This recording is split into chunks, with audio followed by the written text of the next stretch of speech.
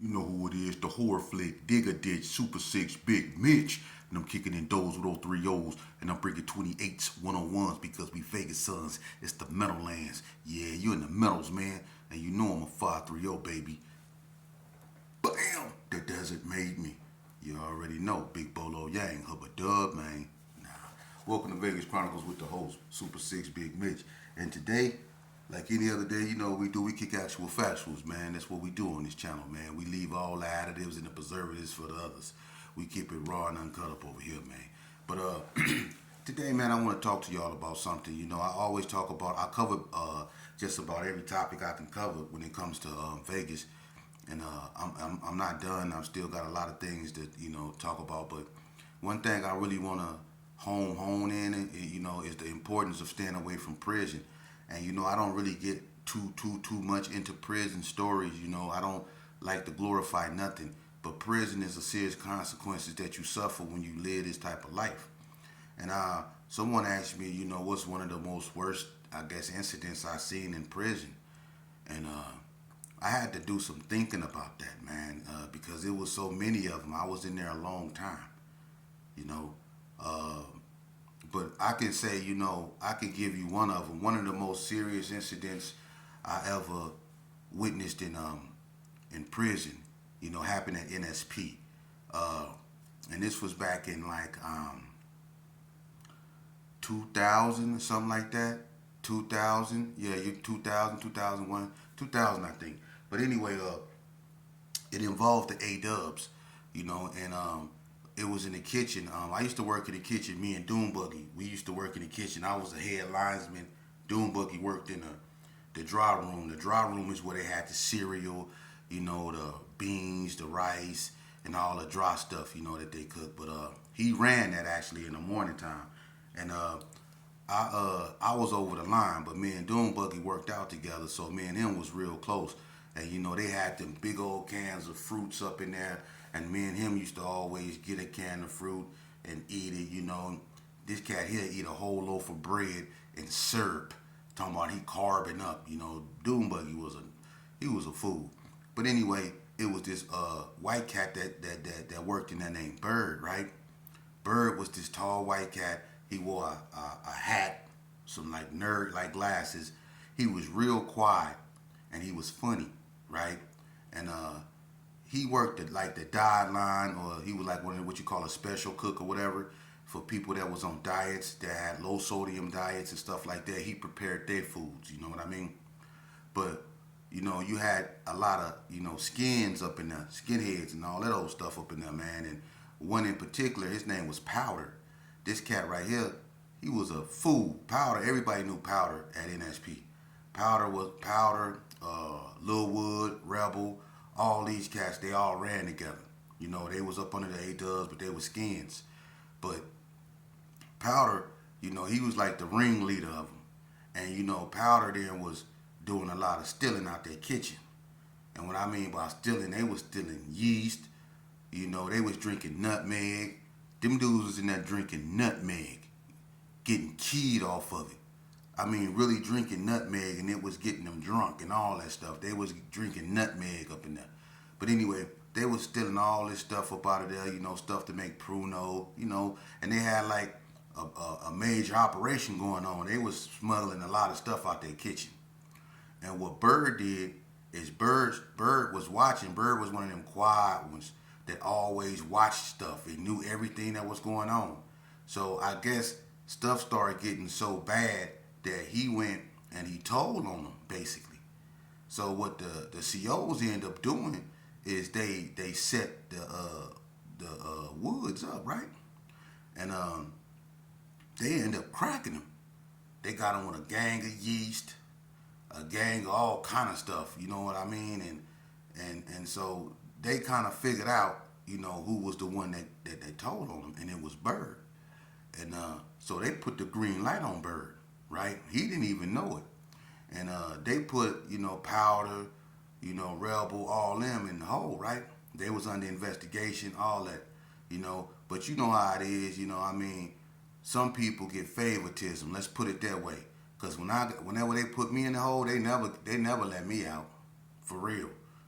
they kept me in the hole, but for some reason, they let these individuals out, right? And they was stealing all kind of stuff out the kitchen. But when they let them out, they decided they was gonna make a move on Bird. Bird was still in the kitchen, right? And I remember, when like say for instance, when everybody is on the yard, people that work in the kitchen can go in the kitchen. Some of us go in there to prepare for lunch and stuff like that. So on this particular day, it was during lunchtime, right? I was in the kitchen, Buggy was in the kitchen, and Bird was in the kitchen. Well, what happened is, I guess the white boys came up in there acting like they wanted to talk to the CO, trying to get their jobs back. But in reality, they was trying to get in the back. And they had this one CO up in there that he was real cool. He ended up getting popped for trying to bring in drugs in the institution. They ended up popping him because he was with the A-Dub. So he was go hire him back in the kitchen anyway. But they didn't have no intentions on working up in there. They had intentions on getting Bird. So when they got in the kitchen, he had them waiting by the bubble. And when they seen Bird go in the dry room, they went in there behind him. And when they went in there behind him, they closed the door. And the door to the dry room is a thick wooden door. They closed the door, right? And they went in there, man, look. They got the stick in them and beating them. And look, they went and got them same cans of fruit that I told you me and Doom Buggy used to eat, them thick pieces of fruit.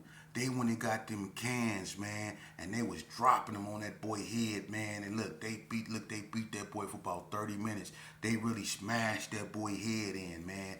And about time everybody realized what was going on, he started screaming because they literally was trying to unalive him up in there. And about time the police got to him, man, they done him so bad and hit him with so much stuff, stuck him up. His skull was pushed in, all that, man. And, they had to really clear everything out to get him up out of there, So what they did is they made everybody sit where they were. No matter where you were on a prison yard, you had to sit down, right? So everybody had the seesaw movement, sit down. They had to bring the ambulance up in there.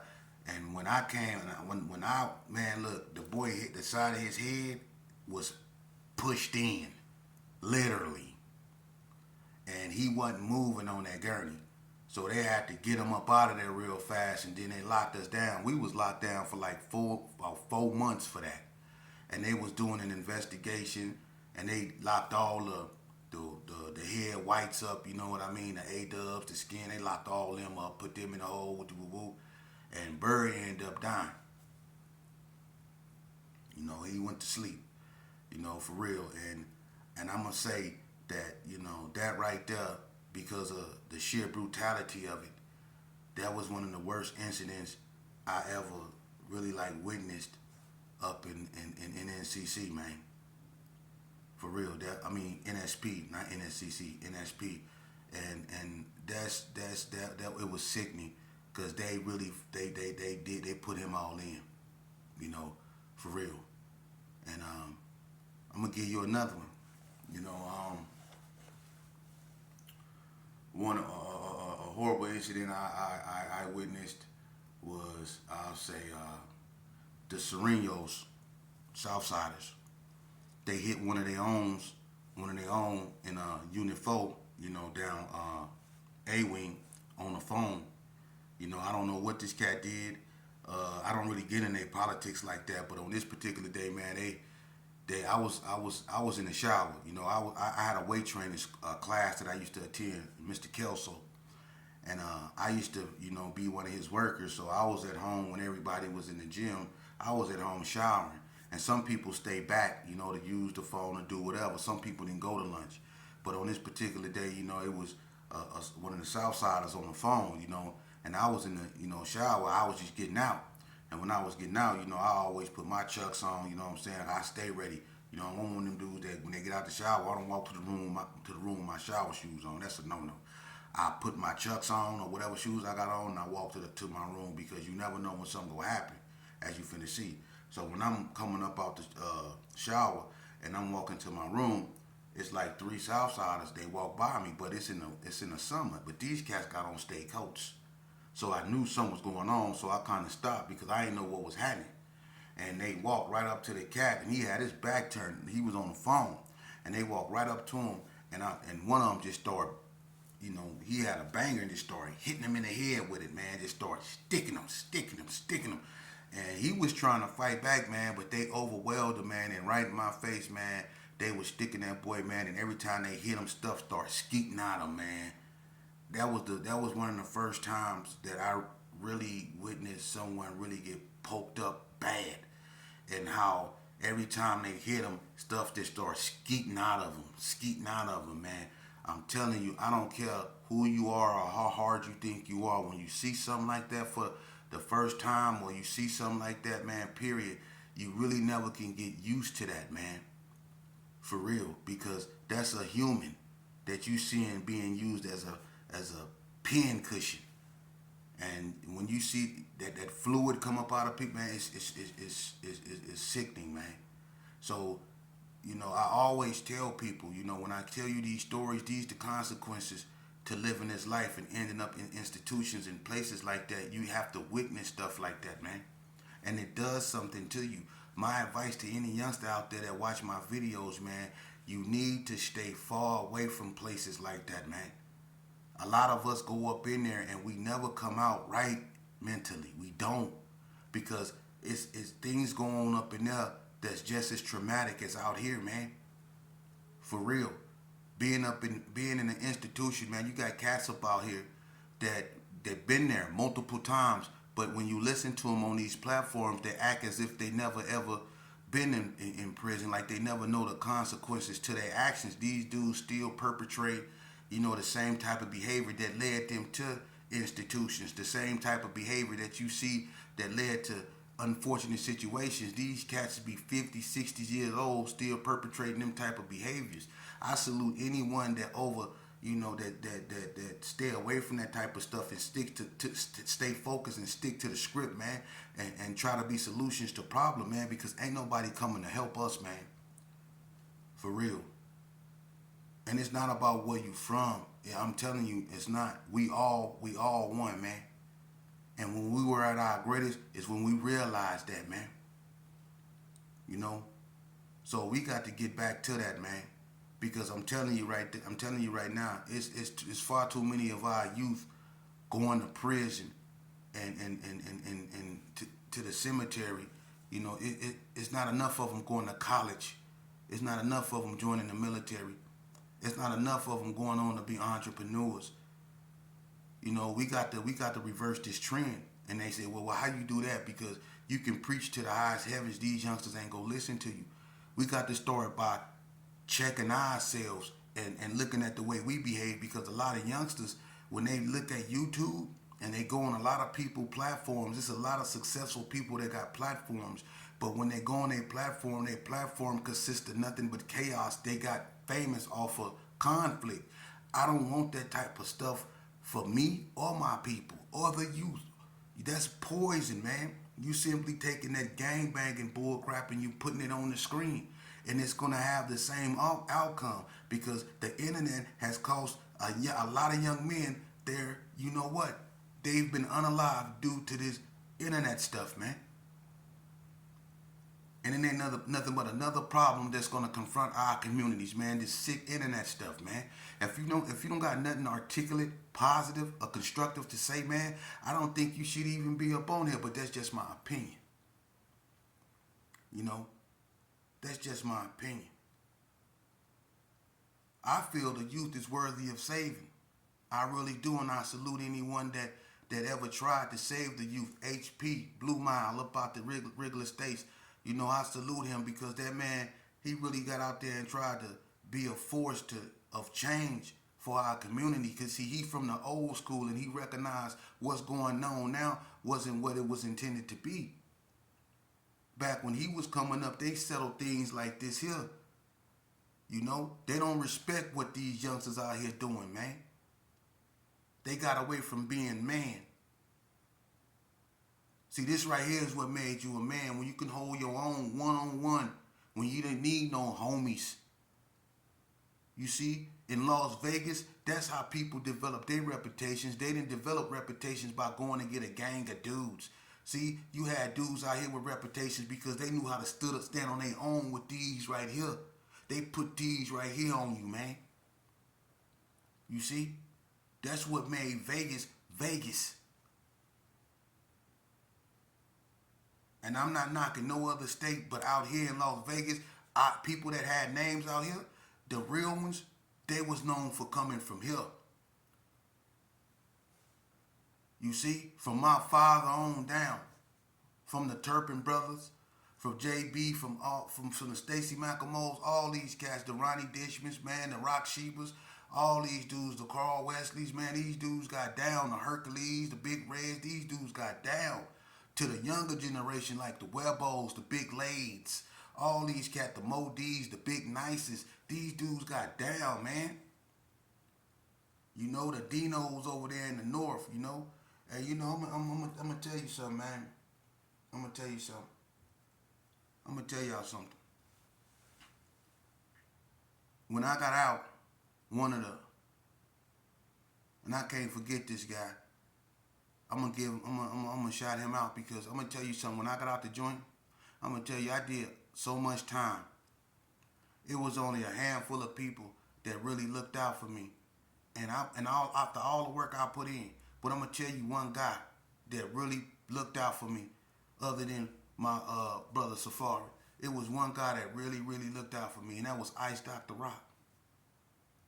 He was doing good. He was married. He had his own whip.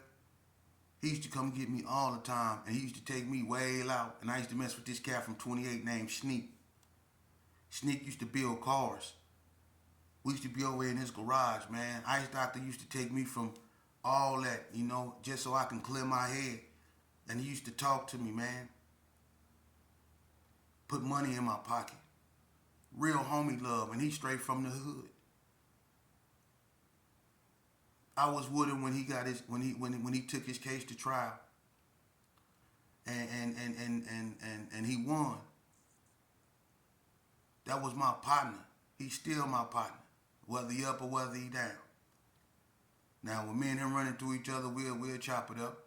But I got to say, man, didn't nobody swoop me up like him.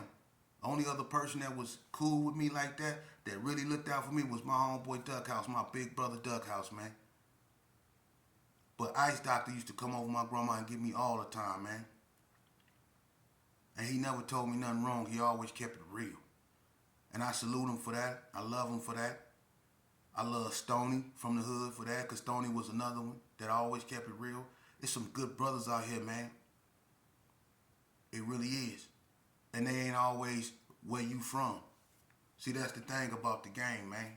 And that's what you find out when you mature. If God allow you to mature, you find out that people that you thought was your enemy turn out to be your best friends, and people you thought was your homies turn out to be your worst enemies. It always play out like that, man, for some reason.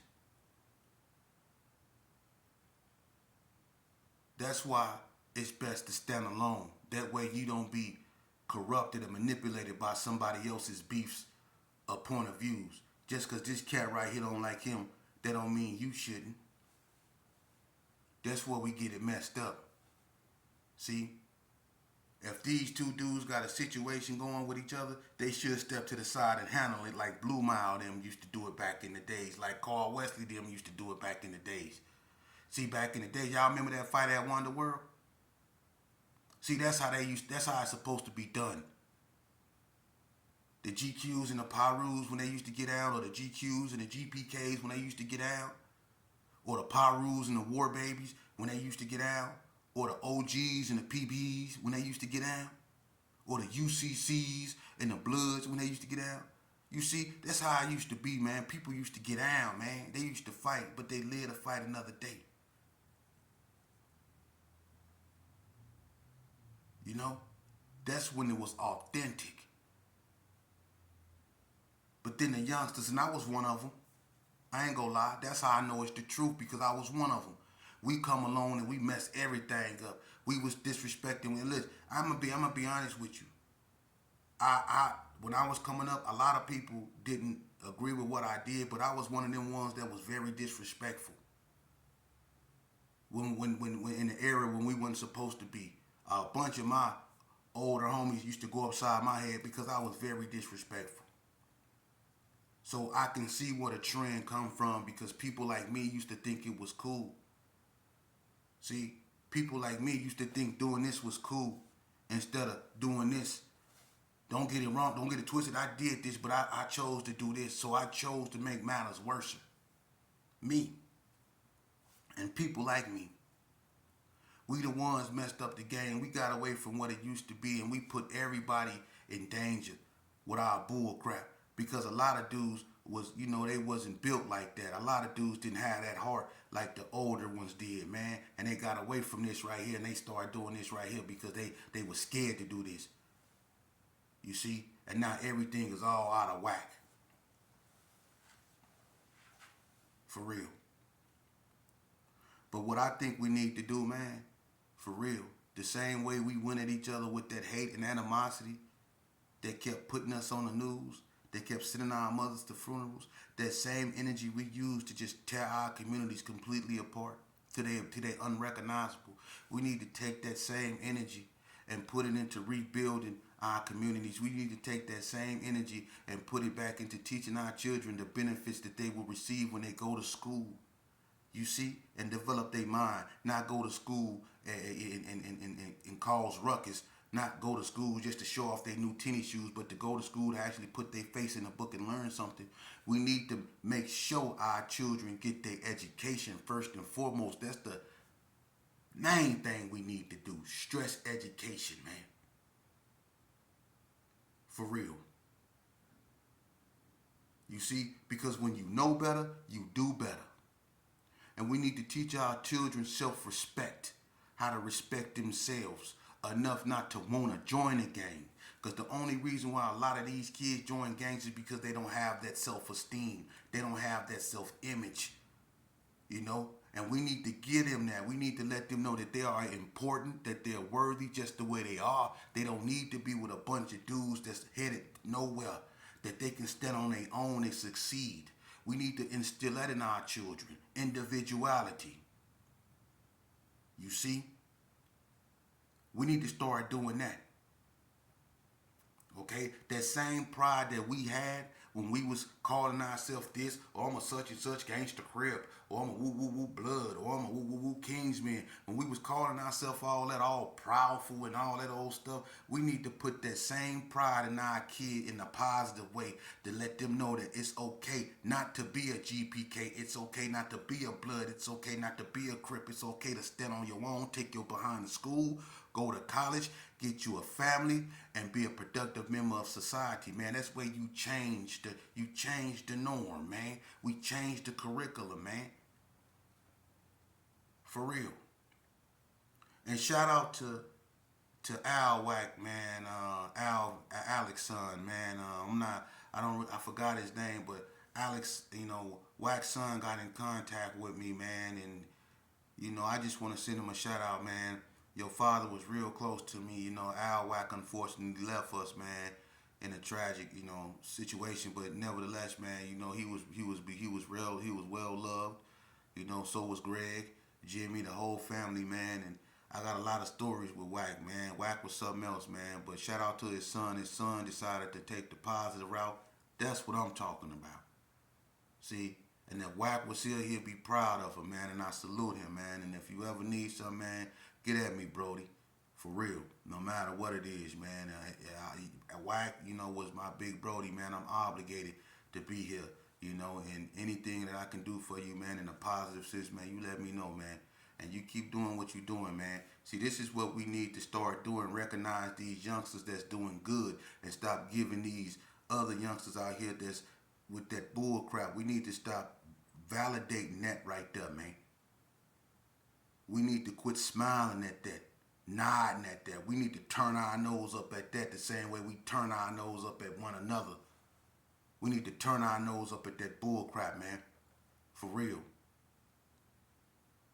Or pretty soon it ain't gonna be no men left. The women, they trying to get it together, man, but we can't seem to get it in our heads, man. We can't seem to get it in our heads, man. We want to argue back and forth on here. We want to create content off chaos. You know, we want to keep this bull crap continuing in our communities, man. We don't want to come to the table. We don't want to talk to one another, but we want people to respect us. You see? We want people to respect us. We want people to acknowledge us.